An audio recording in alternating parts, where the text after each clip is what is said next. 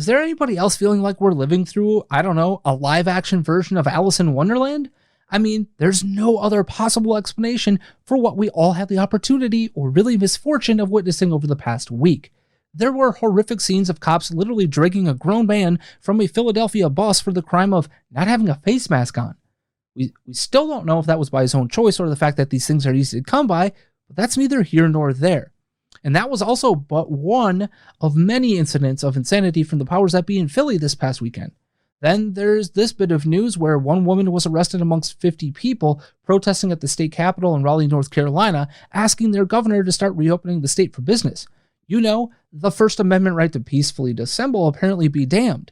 Just how draconian have things gotten? Well, the Raleigh police defended the actions at the state capitol by saying protesting was non-essential in a tweet. They stood by the tweet after getting much heat on this from all over the social media sphere as well, letting us know that the stay-at-home order apparently trumps the Constitution. Certainly an interesting play on constitutionality and certainly worth testing in court, if you ask me. There's even a counter Facebook group to reopen NC called Stay at Home NC, and they're concerned about fighting for the survival of the human race literally. If that doesn't boil down the fear and panic that this response to the pandemic has spread, I don't know what will. If you believe that the survival of the human race is at stake here over this, you need some serious help. Just as if you believe this is simply the flu in medical terms, you need some help. And that distinction between the medical differences in our policy responses is going to come into play in just a bit, so hold on to that thought. But the draconian scenes from across America were far from over, as we got word of $500 fines being imposed on people in Kentucky and Mississippi who attended drive-in church services. While in Mississippi, right up the road, the literal drive-in restaurant known to us all as Sonic was allowed to carry on their regular business with, windows having to be rolled down, money exchanging hands, and physical interaction happening in close quarters. But sure, a drive-in church service is the dangerous thing here. Have we gone that mad, America? But I come to you with good news. As many of us have been wondering, when will freedom also matter in this conversation? Well, the answer in Mississippi is now, and it's being done by forcing their hand thanks to the threat of a lawsuit, courtesy of the Alliance Defending Freedom. Not surprisingly, Greenville, Mississippi Mayor Eric Simmons folded faster than a person holding a 7-deuce offsuit and being called all in a poker game. Those fines, by the way, are now gone, but the order still somehow remains in place. The mayor simply hoping that this is all going to go away and his insane power grab will be forgotten before it blows up even further in the court of law.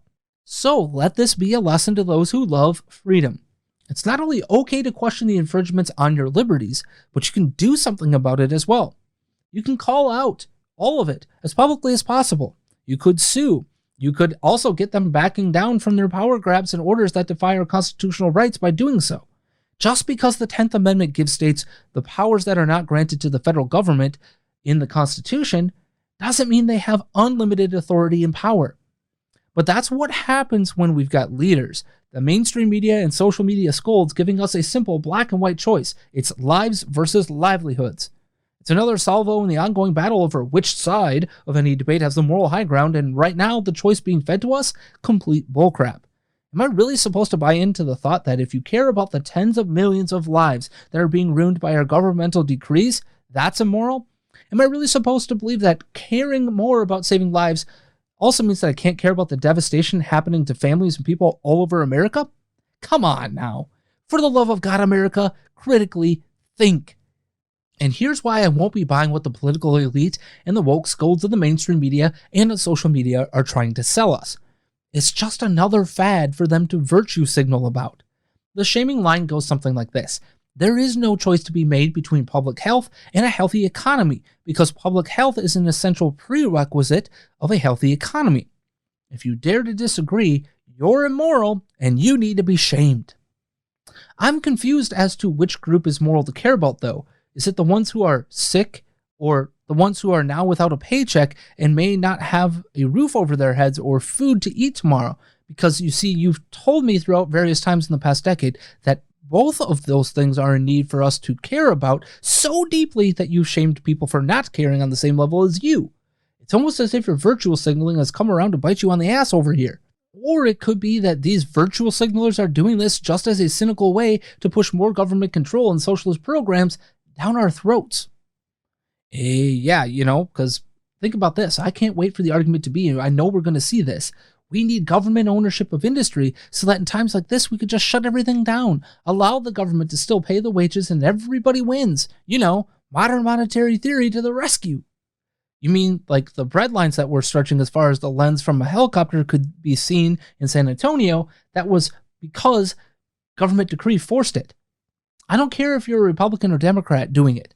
That's the future in a pandemic if the government is in control. But I digress. Let's go ahead and get back to this notion that only those that care about the lives in this debate are moral. Let me ask you a single question then. Do you give a second thought to anything in your life during flu season? Or do you just get the flu shot, go on your merry way, and think you're invincible for another year? Or do you not even notice the fact that every single year we actually are making an economic versus health decision when it comes to the flu? We have chosen to go on living life as normal, despite 6 to 8 months of a time frame where influenza can and does overwhelm our health systems, should it get to epidemic levels, which by the way it did for 10 weeks this flu season according to the CDC. This happens despite knowing that on average, between 35 and 60,000 people are going to die every year here in America from the flu or pneumonia. Every year. Do you bat a single eye, shed a single tear, give a single thought to those lives lost? I'm guessing you don't unless you actually know one of the people that are part of that statistic. And instead you just go on continuing about your day, driving cars, standing packed like sardines in subway cars, on buses, in planes, and on trains from the burbs, not having a care in the world. By your logic, shouldn't the response to a deadly virus whose mortality rate this past season was over 7%, that's to say 7% of the people who were hospitalized with the flu died? Shouldn't we then just shut the country down, lock ourselves in our houses, and not come out again until it's safe to not be spreading the virus or getting it from somebody else? Or maybe your moral high horse is a house of cards that just came tumbling down. How does it feel to know that you choose your standard of living over the lives of 35 to 60,000 people? I mean, I'm just using your logic and applying it to fully known outcomes every year in America alone. On the flip side, is earning a living worth risking death simply by going out into the greater world than your home? Should we run the risk of mass infection simply to make sure that you gain a little bit extra on your 401k today? Which brings me to being struck by Timothy 6:17 in the Bible, which says, "Command those who are rich in this present world not to be arrogant, nor to put their hope in wealth, which is so uncertain, but to put their hope in God, who richly provides us with everything for our enjoyment." That's to say, wealth here on earth is not the end-all be-all, and maybe there are bigger things at play than earning a paycheck. I know that's hard for people to hear who are literally living paycheck to paycheck. I've been there, having to wonder if I'm going to have to choose to either go hungry or without a home. I lived paycheck to paycheck for most of my adult life. I understand the economic needs of hundreds of millions of people here in this country right now. It's a very real fear, and the desire to get things back to even somewhat normal will alleviate those fears. So I get what both sides of this debate are saying. But the problem is that neither side has a righteous claim to moral superiority. Here's the reality. There is going to have to be a balancing act that we all put in place, whether we know it or not. So please spare me with your "I'm more moral than you" arguments when it comes to this debate, from both sides. Again, no one has the moral high ground here. Unless you actually truly care more about possessions than people in general, in which case, yeah, that is immoral. Caring about people and being able to provide for your family is not caring about possessions either, just FYI, those that are tuning in from the left. Beyond all of that, what is the tipping point? What is the point in which Americans say, screw it, I've had enough? You want to talk about a moral catastrophe? Well, pushing Americans over the edge by telling them month after month to just wait longer would be very much that. I mean, folks, look at the stuff that happened in Michigan this afternoon. And then look at what's happened over America in this last week alone. I dare say we are close to the tipping point. And that's why, for me, we have to have real leadership and a real path forward. If we could see some light at the end of the tunnel, not just constant death tolls on our TV screens, it may allow us to suffer just a bit longer. In an ironic twist, California Governor Gavin Newsome became the first to really give us any sort of concrete idea of what it might take for him to begin to open his state back up. He put out a 6-point plan that includes expanding testing to identify and isolate patients, maintaining vigilance in protecting seniors and other people, meeting future surges in hospitals with a myriad of protective gear, continuing to collaborate with academia on therapies and treatments, redrawing regulations to ensure continued physical distancing at private businesses and schools, and develop new enforcement mechanisms to allow the state to pull back and reinstate stay-at-home orders. Now, those seem to me to be kind of reasonable things overall on the broad term, except for that language in the last part about new enforcement mechanisms. I would like to hear more about what he actually means by that. But at least we've got some idea of the goals here. It's a starting point, and certainly more than anybody else has had the guts to put out for us to consume so far. But also notice what was missing from Newsome's announcement yesterday. Yeah, that would be the idea of moral scolding. I can applaud that kind of leadership even if I don't agree with a single policy position the man holds within the framework that he laid out. This is bigger than a partisan fight, as long as partisan wish list projects are not also shoved into this process from Newsome.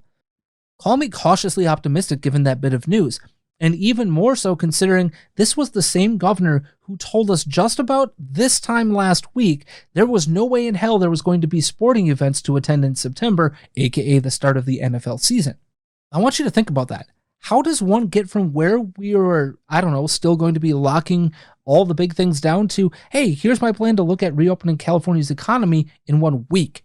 Maybe Newsome has gotten wind of the devastating snowball effects his choices have had across multiple industries. Maybe he's aware of farmers having to burn crops, dump milk, and all sorts of things because they can't sell enough of it, and regulations state if it can't be sold, it must be dumped. Screw donations of perfectly good food and drink, right? Anyway, maybe he's heard about the farmers who can't plant crops right now because there are no workers.